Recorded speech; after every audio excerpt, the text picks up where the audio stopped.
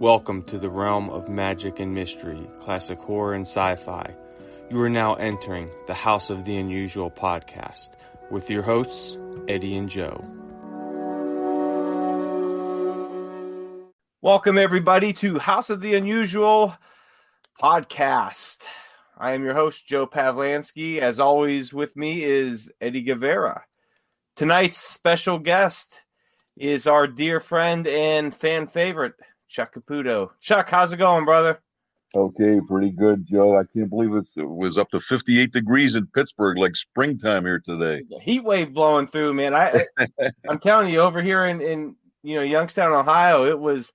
I was outside, picking up some sticks and doing a little yard cleaning. I still even have some Christmas lights out that I have to hopefully get to tomorrow because it's just been so cold around this area. And I know Eddie's been feeling it too out in New Jersey. So Eddie, what's going on the East Coast over there? The thing that was interesting is we had some snow melt. The only problem, of course, you got a lot of slush and everything's wet, but yeah, that's what's kind of happening. My whole backyard was just looked like a muddy mess, and my two dogs would go outside and they would come in just covered in mud, and every single time, and I'm like, come on, guys, give me a break, because they just go out and they're like, it's just fun to them. They run around in it, and they like the mud on them, and then I gotta clean them up. So it's been a little bit tough, but I'm glad to see the snow finally clearing up, and I seen we got a little bit coming this weekend in Northeast Ohio, like Western Pennsylvania area. So hopefully it's not that much, and we could start getting into some brighter weather. But speaking of brighter weather, Eddie, I heard a little rumor, a little bird that came into the when the sun was out said that you might have a little news for us. yes, I will. Hey, Chuck, before I say anything, give us a little bit on the background. How long you been collecting Inverti Magic? Probably since 1986, maybe 87. So it's been over 30 years.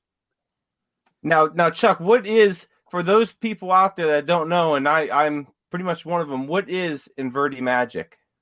Okay, you know what? If you Google Tony Inverti, that's A-N-V as in Victor, E-R-D-I. If you search that, he's a Dutch magician slash he builds magic. He was an inventor, and the stuff he come up with was absolutely amazing. He specialized with electronic magic, okay, but it did gravitate towards spooky magic. Like he had spirit bells, talking skulls, rising cards, things of that nature. And he also built liquid type of magic, like bottles, when you pour them into a paper cone, like they would vanish and so forth. He used a lot of chemicals in his bottle type of things, and they're absolutely fantastic. As a matter of fact, if you search YouTube, you'll see me demonstrate some of his magic on my YouTube channels as well. So I'm very thankful to have probably the largest Inverti collection in the world, and it seems to be a hot topic right now in the magic community, because Murphy's Magic, which is probably one of the largest magic wholesalers, they're actually redesigning the Inverti line. So about a year and a half now, they've been doing that, and they actually got me to get on video to help demonstrate some of the original Inverti magic. And it seems to be a hot button right now, like I said, in the magic community. Now, why do you think it's a hot button? I know a lot of things, like especially in the collector's world, we always say they always go in circles. They'll go hot, and then it'll kind of go still for a while, but it always comes back to being hot. One of my buddies was just telling me the other day that he was sending me some snapshots from eBay. Is that the I think they were from 1990 and 91, the Marvel Comics cards that people couldn't even give them away about 10, 15 years ago. And a guy that I know that owns a comic store said that they had to throw a bunch away because to make room for comics, because they couldn't give them away. Customers didn't want them. Now the cards that that we all maybe bought for 5 cents a penny, they're going for hundreds of dollars right now. Unbelievable. It is an extremely hot and desirable product right now. So it's coming in, it's coming to that full circle. So what do you think's driving that Inverti Magic to come, full circle and become more popular right now? I tell you what, Joe, that's an excellent question, and I'm not completely sure myself. I mean, it is helping that, like I said, Murphy's is actually, they're building, redesigning his effects with modern electronics. See, the stuff Inverti used was old time electronics by today's standards. They would go out of tune a lot, and but the stuff that Murphy's has, I mean, they're actually more modern. They're encoded, so they do not go out of tune.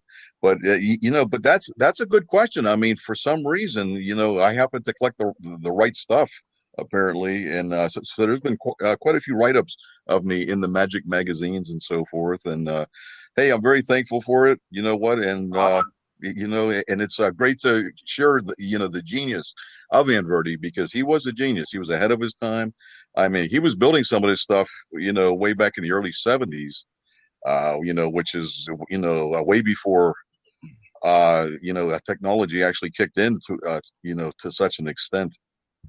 Now I seen a video where you were doing you had a mini skull. There's a little chalkboard, and it was kind of like a card illusion. Was that part of the Inverti Magic?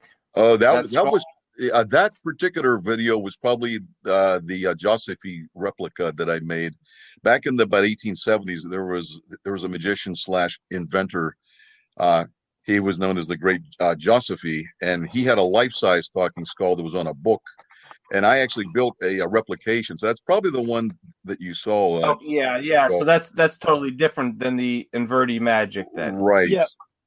Okay. There was one that Chuck did do for Inverti Magic. He came out in the linking ring, and he has the mini skull from the Inverti Magic collection.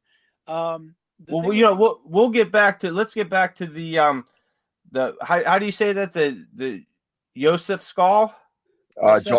Josephi skull. Okay. Right. Yeah, let's get back to the Josephi skull a little later in the program, but we'll continue on here with the Inverti Magic and the world-shattering breaking news that Eddie has for us. Well, the world-shattering breaking news is that me and Joe have been for some time now with the podcast and stuff, and we were calculating what exactly to do and what would be the future of House of the Unusual. And thank God, and I will say again, praise Jesus here. I have my friend ChuckCaputo, who comes into my life about a month and a half ago. And I've decided with Joe, and I've discussed this with Joe, to now expand our YouTube channel to have a brand new channel just dedicated to ChuckCaputo and his magic. And there's a whole line of products that are going to be named after you, Chuck. And basically, which it's, of course, all the products that are being made you're the one in helping designing of the way they are, the gimmicks and the patter, which is a routine. For people that don't know, in the magic world, the word patter is a routine that would come with a magic set or a magic gimmick. Right. So what we're doing is we're designing quite a few. I mean, I have probably next week about 4 or 5 that are coming out. Now the channel's already done. It'll be Horror Magic by legendary magician ChuckCaputo. The channel is linked to House of the Unusual. It's one of House of the Unusual's.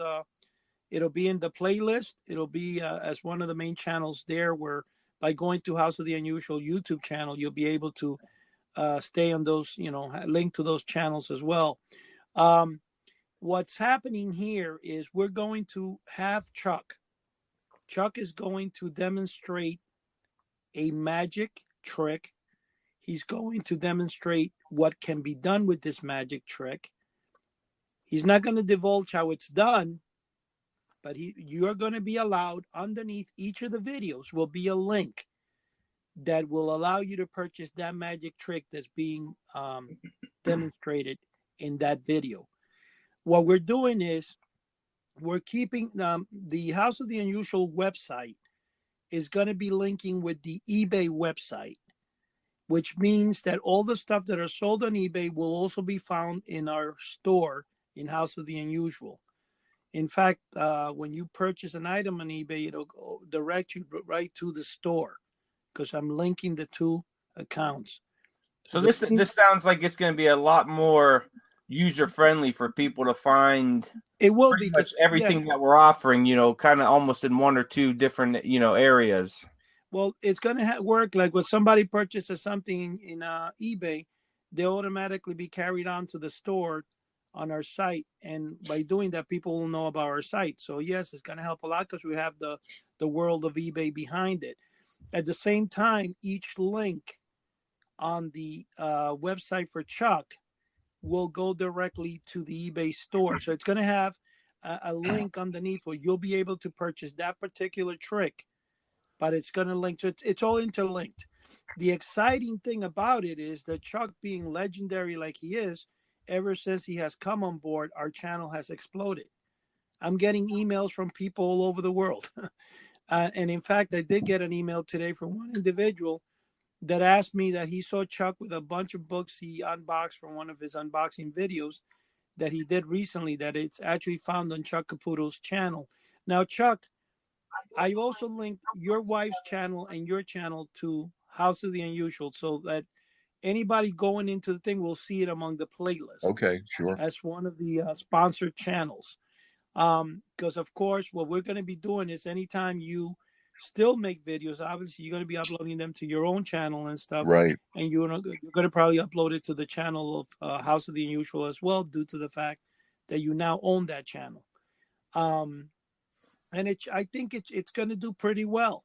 It's going to be pretty well because, I've seen Chuck, Chuck, you've got amazing displays of your tricks, amazing storylines for them.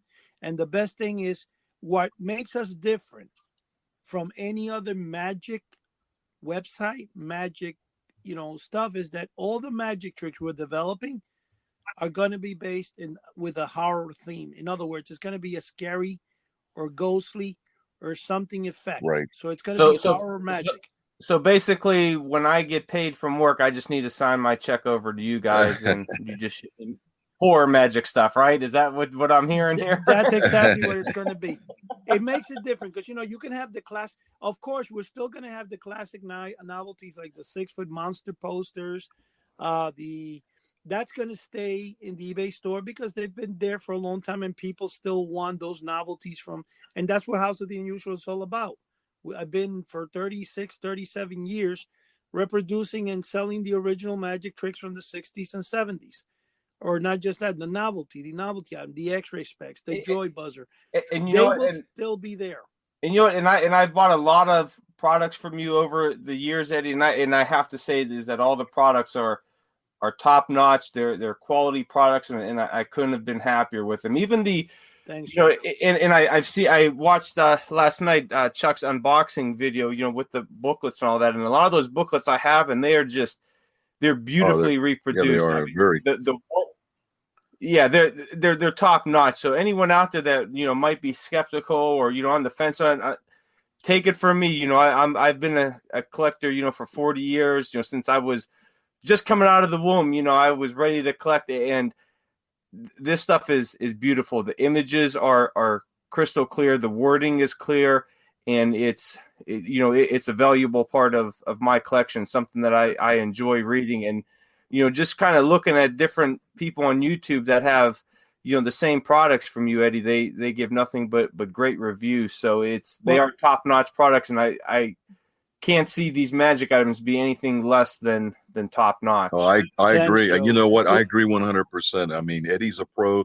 I'm very thankful to be part of this, to a partnership with him, and the products that he makes, they are absolutely fantastic. Very well packaged. He took a lot of time, and he didn't spare an expense. I mean, they're all top notch. So if there is anybody out there that wants some of the novelties, I mean, get them, man, because they're fantastic. Now, Chuck, real quick, Chuck, I have a question for you. These, the horror, magic items that will be sold. How, for somebody like me who doesn't know much about magic, never did magic, if I was to purchase one, how hard would it be to learn, one of the tricks and to start maybe doing it, to family or friends or whatnot? Yeah, that's a fantastic question, Joe. No, we're going to make it simple. It's simple but effective. You know what? Like what I'm trying to do is actually, to try and cut through all the hard stuff to keep it as simple as possible and to make it as effective as possible. So that's exactly what we're going to do, and it's all professional magic, and we're actually coming up with a few new effects, that are going to be really amazing. So stay tuned, guys, because the best is yet to come. Well, awesome. So you don't have to be an expert or even a intermediate. You could be an absolute beginner, and you could learn these products. Well, let's just put it this way. Not only are the products going to be a line of horror magic, something that's never been done before by any magician or any magic shop. Of course, there've been a lot of horror magic. There's been scary spook shows, but the best is not yet mentioned. The other part is I was talking to Chuck, because Chuck is a phenomenal entertainer. I mean, I've seen stuff with Chuck that blows me away, and I'm watching it constantly, and I've seen almost a lot of his videos. Thank you. And Chuck, I'm going to tell you, you do a marvelous job. You're really down to earth. And that's what's good. That's what's good, because you're a genuine professional entertainer. Thank you. Who uses the proper wording, the proper everything. I mean, you're just perfect. Now, here's the thing. What I was talking with Chuck, Joe, that I had been mentioning to you earlier on that when we had a phone call, I think it was a day or so, is the fact that I'm looking at different ways how this can be done, because there's two advantages we have right now. One, the pandemic has caused a lot of people to stay home. The advantage of that is we have more people on the internet than ever before. At the same time, the second advantage has been that companies have been forced, including companies like Comic-Con, companies like even Chiller Theater and stuff like that, where a lot of them are trying to do this virtual setups where you can actually attend a convention from the privacy of your home on a computer, a live convention sort of. And I was telling Chuck that it would be awesome to rent out someplace, maybe up where he's at, in Pittsburgh and stuff where he's at, and create a one-of-a-kind 2 to 3 hour magic show, Magic Emporium, that will be fascinating, where he can display all his Inverti collection, where they could be followed up by an hour, 2 hour long magic show.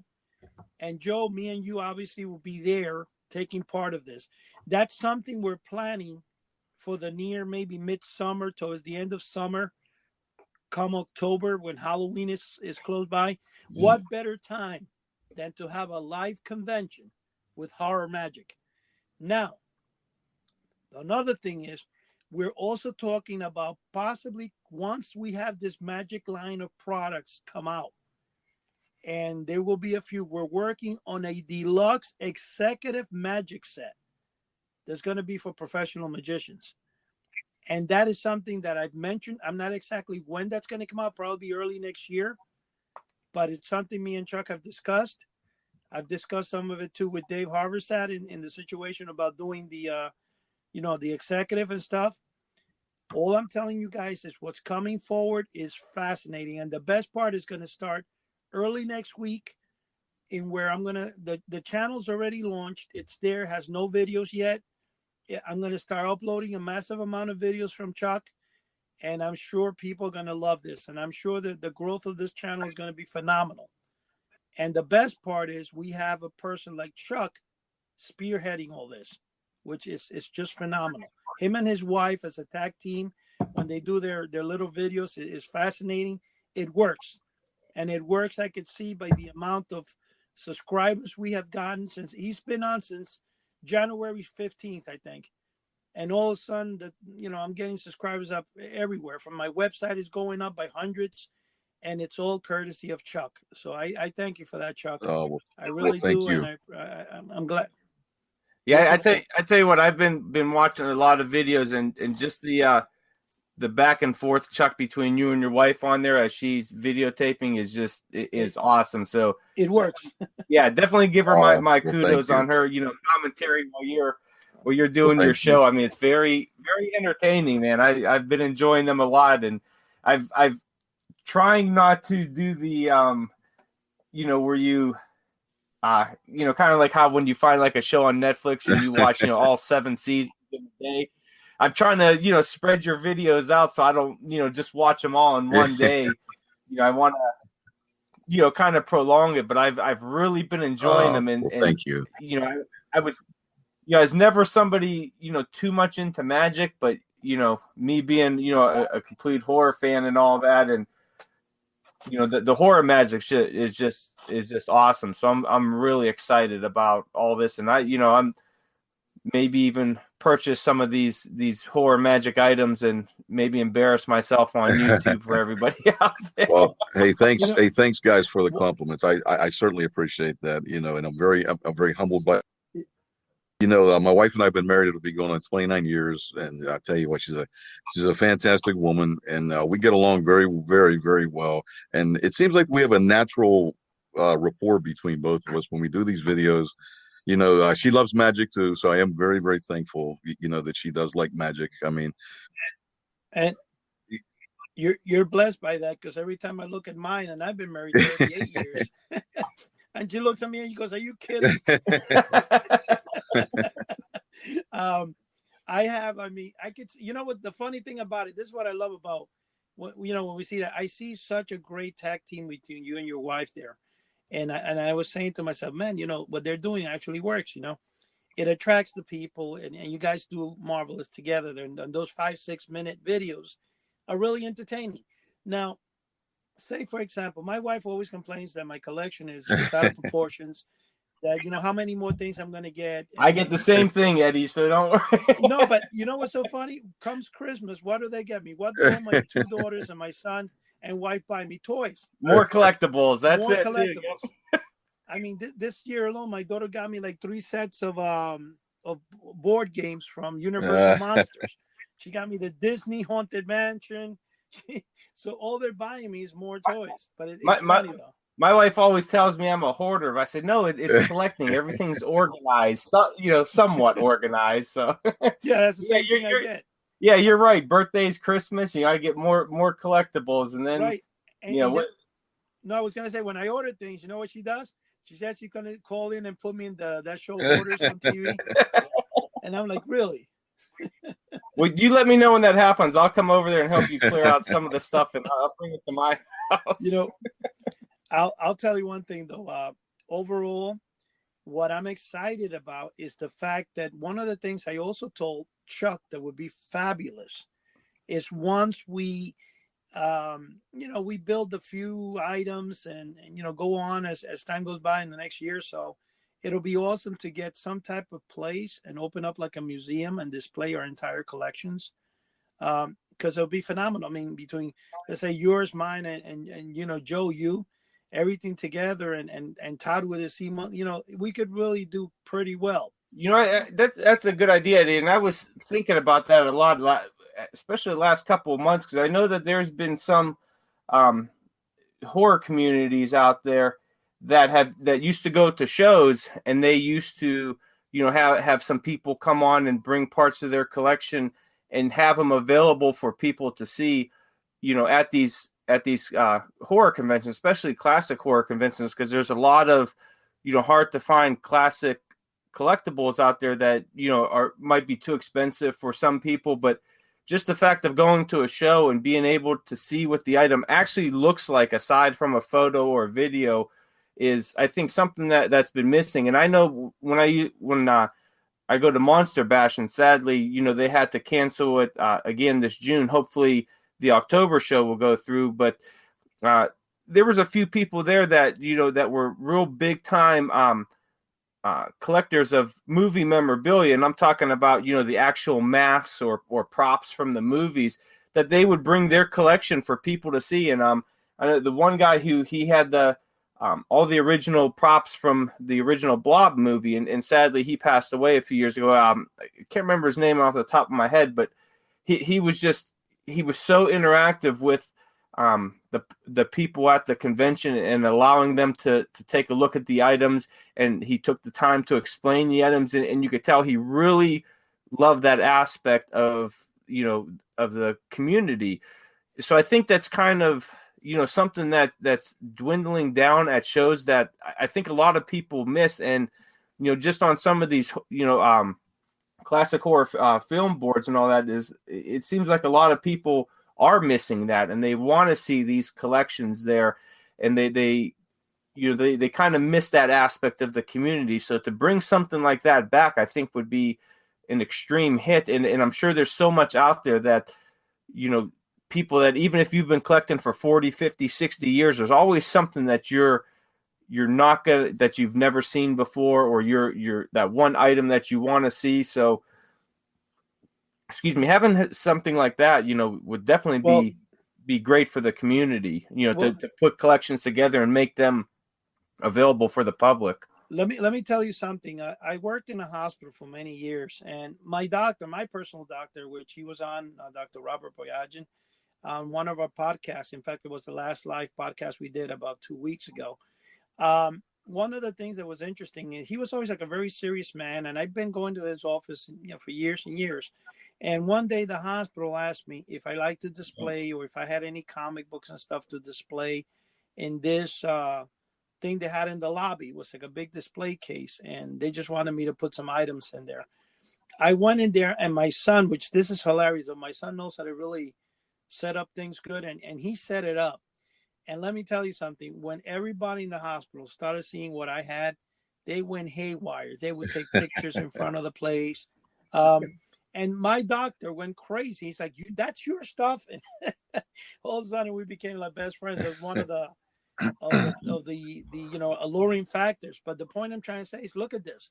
Right now, a lot of conventions have been closed down. For years, people had Comic-Con and all this stuff. Now with this pandemic stuff, well, things are a little different. So what about, just think about the reach of people we can get. And a good example of this, for example, is with the church I'm a member of. Say, for example, they went out there, and they always had, live, and, it grows by a couple of hundred people each month. And excuse me. And, a fantastic thing, but all of a sudden they start going online. And excuse me again. Oh, I guess I can't get the word out here. Goes online, and now they're reaching about 30,000 people per week.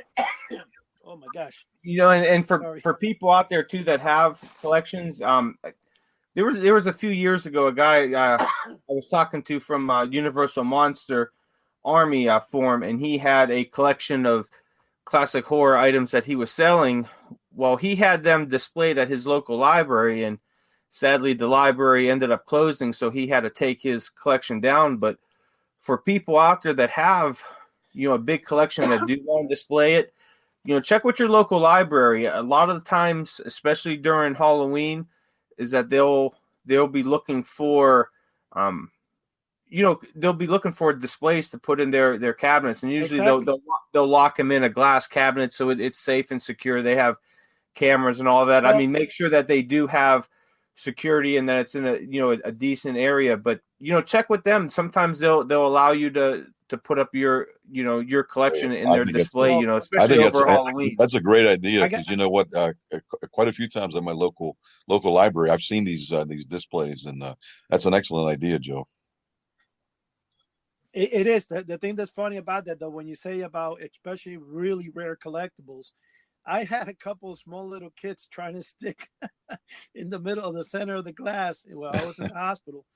They were trying to put like little sticks inside, trying to get the toys, So I got to tell you, though, it to an extent, it's good.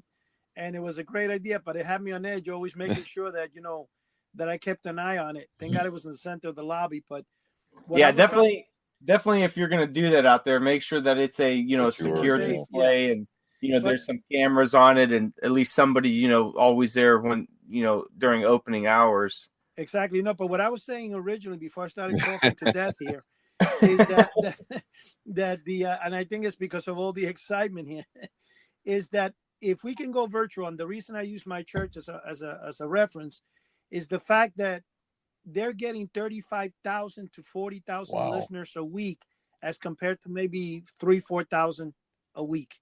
And it's because they went virtual. So what I'm saying is that as soon as things are opened up, if we start virtual meets where we can have these virtual shows where, you know, people can attend these conventions online, what's going to happen when it's available that we can do it online and in person?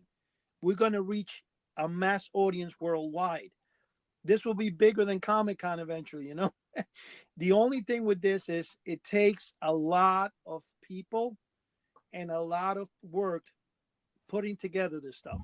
Now, the company that I'm talking about is actually it's owned, or the company was just actually bought out StreamYard, which is a company we use in our live streaming when we do the podcast, and it's called Happen. And this company, what it does virtual conventions, seminars, all that stuff, and people can attend. And then the best part is you can have individual people in there selling their stuff, and they actually rent their own booth. It's kind of like going to a Comic-Con convention, but online. And that's what I'm trying to say.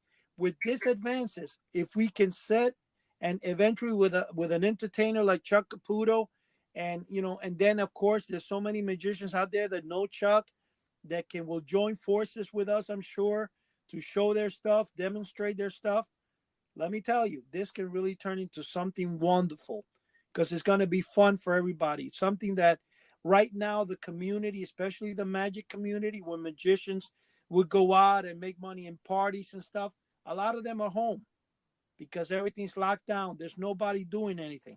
So if you offer a magician a place where he can set up shop and reach masses of people, I'm sure a lot of private people would want to rent a space, and it will be coming in, you know, into this massive kind of like virtual convention. I'm looking into this. It's a little complicated, but it seems to be very easy to attain. It's not something that's unattainable. And like I said, right now, the first thing we're doing is we're testing the waters by building a channel for Chuck. Me and Chuck were discussing the intro video to the channel. He's going to take his time. He's going to do like a 10-20 minute video demonstrating his inverted collection. And that's going to be what's going to introduce the channel to the world. Depending how much views that video does, we can see how much demand there is for those demonstrations. Not just doing magic, but like, for example, Chuck demonstrating his inverted collection. And since he is the world's largest collector of inverted magic, people will come. People will look at this. And then underneath will be the videos with all the individual products that we're coming out with, as a whole line of products under the trademark ChuckCaputo Magic. That is going to be fabulous. I am so excited for it. I'm so excited that Chuck is on board with this. And the best part about it is I'm so excited that it's going to bring Chuck up into legendary status. And that is why I'm really working so hard. In fact, for the last week and a half, almost literally put more time into this than my regular job. I've been on it, just trying to figure out making posters for Chuck, whatever it took. I was reaching out for Todd for some assistance on, you know, because he's got the experience of the graphics that I need or whatever. But most of them I'm doing on my own, which is a good thing because I'm learning. You know, it's a learning process as we go. But the best part about it, like I said, is that you're not just demonstrating a magic trick, how it's performed, but you will offer that magic trick with a set of instructions that people can learn to perform.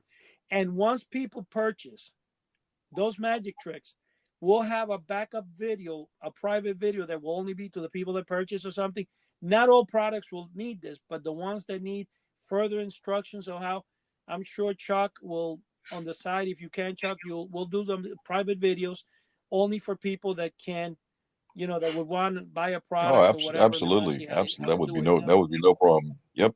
That would really, that would be a fabulous thing. Now, you know, and I think that's great because I think there's a lot of people out there that are intimidated by magic or could be intimidated by it because they may think that's too hard or too complicated. So to actually see how the product works, then to obtain that exact product, and then to get instructional, videos and pamphlets on it would be a tremendous help to somebody, and kind of take the pressure off of them, especially for beginners. Somebody like me, that would be definitely be beneficial, because I don't know a lick of magic. I can make myself disappear when I need to, but especially at work. But but to see, to be able to watch the video while I'm, trying to manipulate the items and all that would be a tremendous help and alleviate a lot of stress. That how it's done. But there is another thing that you guys also got to remember. This is what happens when items come out like that, and when people start developing magic. Like when you start developing, it kind of does the following effect. A while back in the 1950s and 60s, one of the companies, Pointer Products, was one of the originators of it. They made, and I forget exactly what type of switch it's called. Chuck, you would know this, but they had a thing called Monster in the Box, and it was made famous for selling in famous monsters of Filmland. They some comic books had it, but it was mostly the Captain Company from Famous Monsters and Eerie Magazine and Vampirella.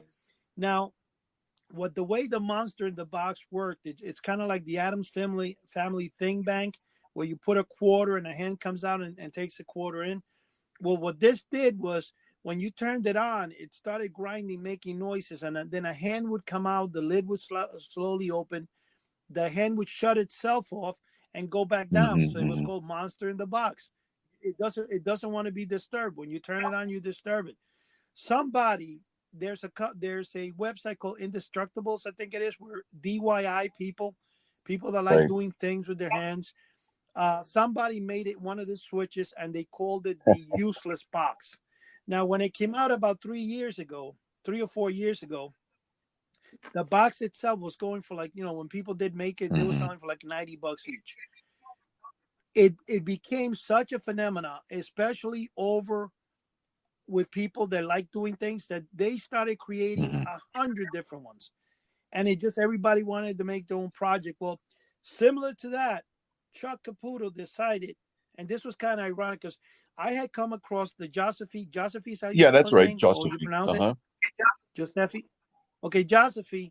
I came across one of the skulls that was molded after his. But now, the company that actually made duplicates of his skull, one of them sold for $13,000 at auction. It's from the 1800s. Now, the thing that was kind of wacky about it is they actually used a real human skull on it. So that's kind of gruesome. That's a little too gruesome for me. No, but I don't think we'll be using any human skulls. No, but I'm saying not with the Josephi original, though. His was not, but I'm saying they made one duplicate, the only duplicate that sold for $13,000, where it's over a book and stuff. It works like clockwork. Everything inside is like really automatonous.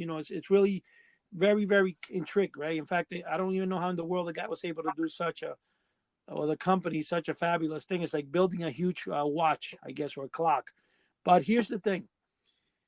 When Joe, and this was so funny, I'm reading about it 2 days later, Chuck sends me a video for one that he developed. And I'm like, this guy, I couldn't believe, I'm like, oh my gosh, he just did what I just finished seeing. And the funny thing is, I started going like crazy all over the internet to try to find a duplicate of it, something similar. Nothing. There's nothing that exists. In fact, talking skulls are far and beyond, in between. There's hardly anything out there that even works.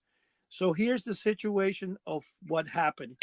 Oh, the reason I'm mentioning the story is because when this came to my, hand from Chuck, and I saw what happened, I asked Chuck, I said, Chuck, why don't we develop a similar item? I'm not going to say what it is, but it's going to be better than the Josephi skull, say, for example. Something that could be an awesome trick with a very eerie effect to it. And let me tell you, I think it's in the works right now. It should be finished in about a week or two. And that's going to be one of the tricks that we're putting together here. As we speak, I'm sending Chuck a huge box of stuff that he needs to be he's going to be putting together to finish this trick. And he's going to, with his magic hand that he has, is going to make it into something really, really awesome. But that's why when we were mentioning the Josephine skull, I was kind of excited about it, because ever since I saw Chuck do that, I can't stop thinking about creating my own. And that tells exactly how we can impact the world out there, or impact, collectors and magic people out there, because I'm sure a lot of people out there are going to start trying to reproduce what we're doing.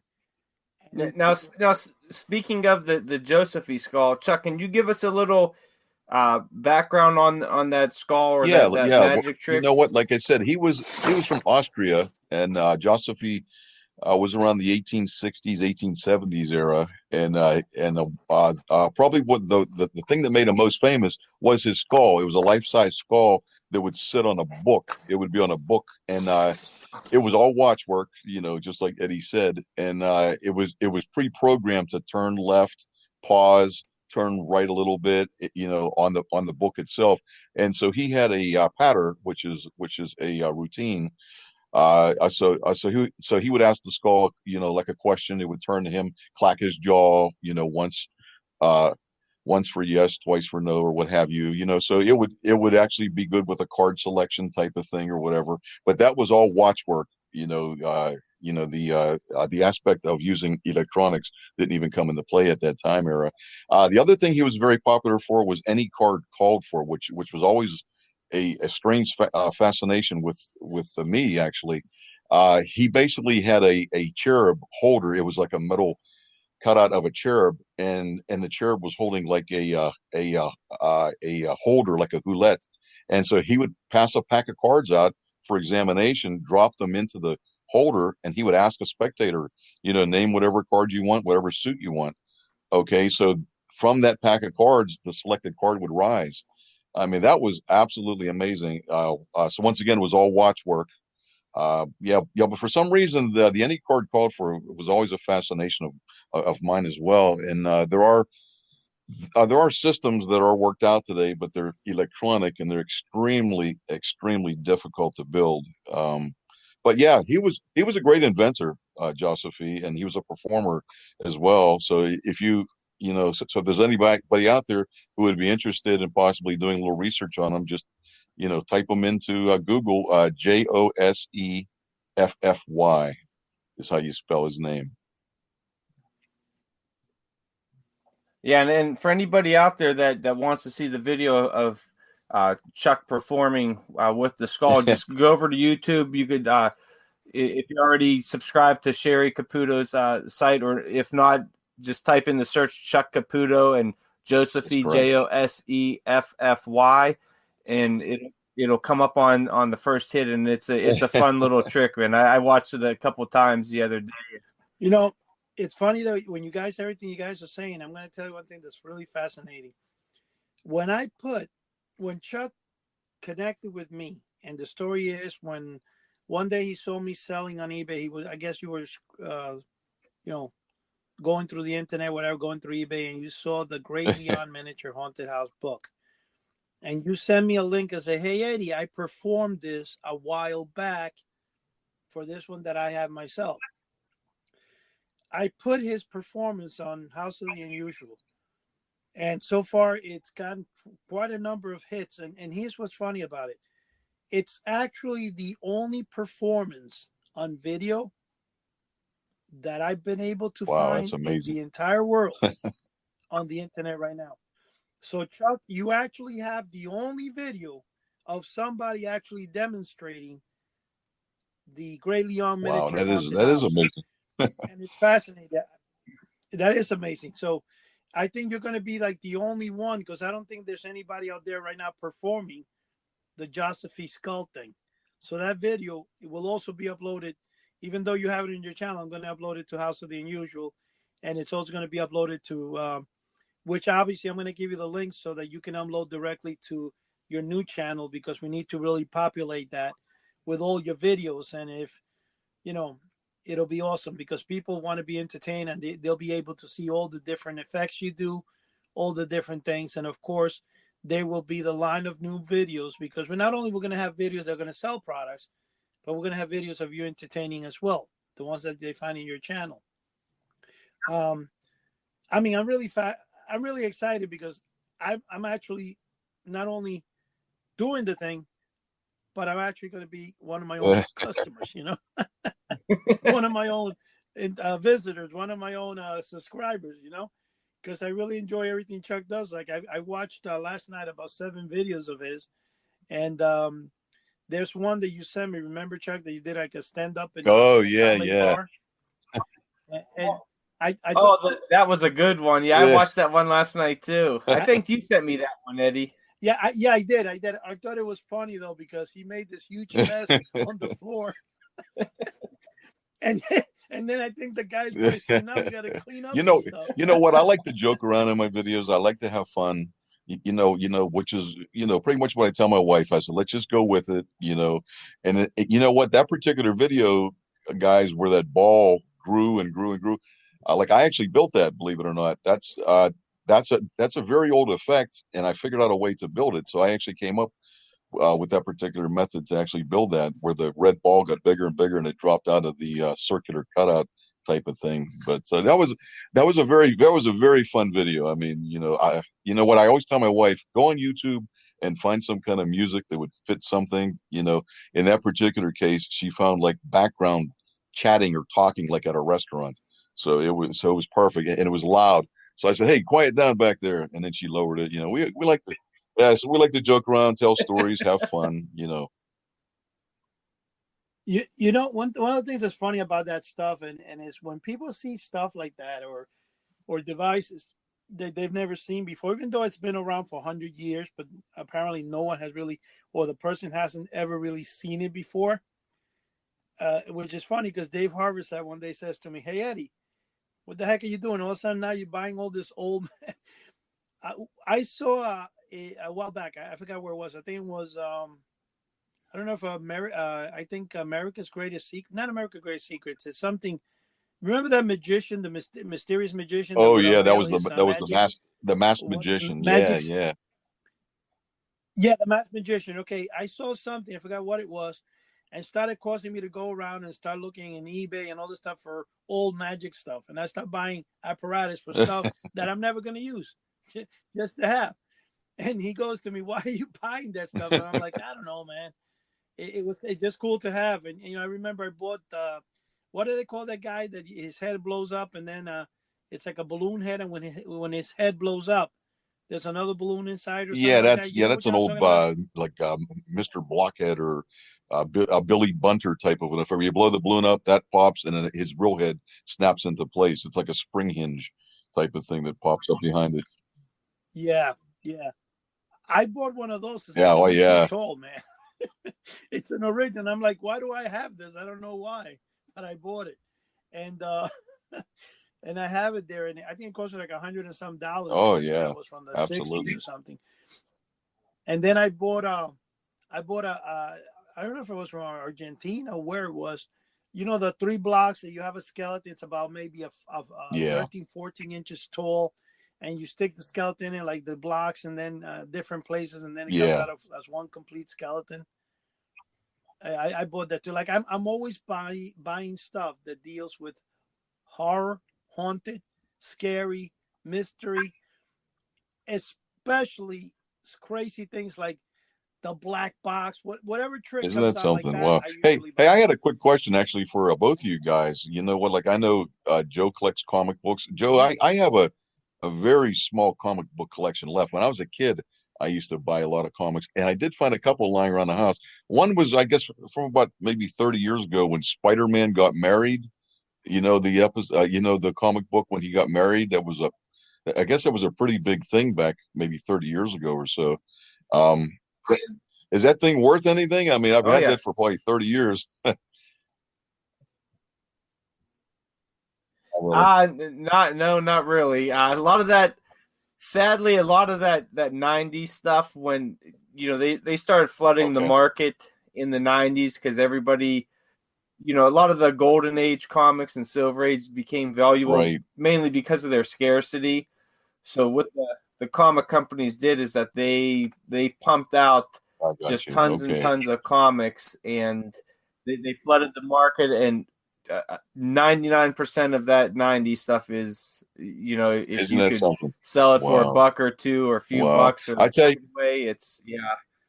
So, I mean, they're I think they're good reads, excellent artwork, but unless you find something, you know, that's maybe um you know, a first appearance of a character I that's got you. going to show up in a movie or maybe some early Todd Right. McFarlane stuff, Right. I tell it's you what, not Joe, I really wish when I anything. was a Yeah. kid, I mean, man, way back in the late 60s, I remember going to a little convenience store where you get penny candy. And back then the candy was big. I mean, now you need a jeweler's loop to see it, you know, but yeah, but back then they were big. And Yeah. this little store sold comics. They would get them in all the time. And I used to buy a ton of them.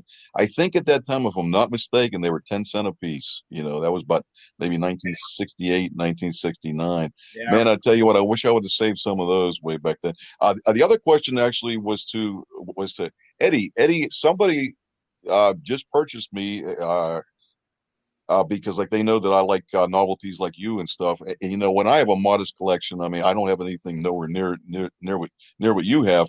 But they purchased me the record from Gale House. And so that's coming in the mail supposedly shortly, and I don't know how much they paid for it or what have you, but it's supposed to be with the haunting. So like it's the original record, which I had that when I was a kid. I remember I paid a buck for it, probably back in the early '70s. So I don't know, maybe you could tell me a little bit about that, Eddie. Yeah, the haunting record it was sold by the Gale House, and the haunting Yeah, is the yeah, one that always shows that that's a ghoul cool with the drawing. the hoodie. Um, as a kid, I went to a store that was in New Jersey, very popular, called Two Guys. Now, Two Guys became what today is Vornado Okay. Industries or Vornado Ltd, the largest land holdings in the world, whatever. The original owners of that is Vornado. So Vornado owned Two Guys, which was like a Caldors or back in the Oh, day okay. or a Yeah, Walmart kind of thing, a five and dime. Two Guys was like the original find, just like Woolworth. So I walked in this store because I used to love going there when my mom used to go there at least hmm, once every 2 weeks and stuff. We used to go there. And I purchased there the Haunted Mansion record from Disney, yeah. the one with the orange cover. I was fascinated and really wanted that record. But when I got it, it took me literally months before I was able to listen to it because I was scared. So, so when I saw the Gale House, I wanted to order the record, but I was too scared to order it because I Is thought it that would be neat? too scary for me to listen. So yeah, so the Gale House record, I obtained it when a lot later on in life when I was already married. And my first one I actually bought it, I think it was for like Okay, 45 or $46.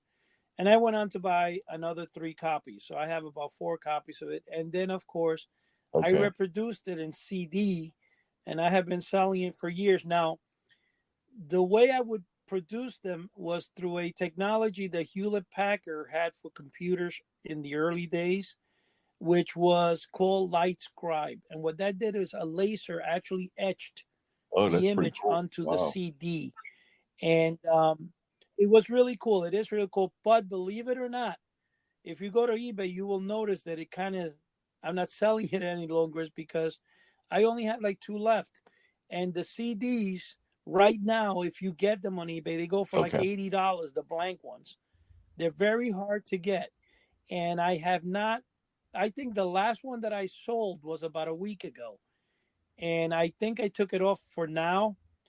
I am planning, and I was planning for some time to reproduce the original record, the original vinyl for the haunting, and sell it as a kit. And I was actually trying to work with a guy Yeah. who's making the mask for the haunting.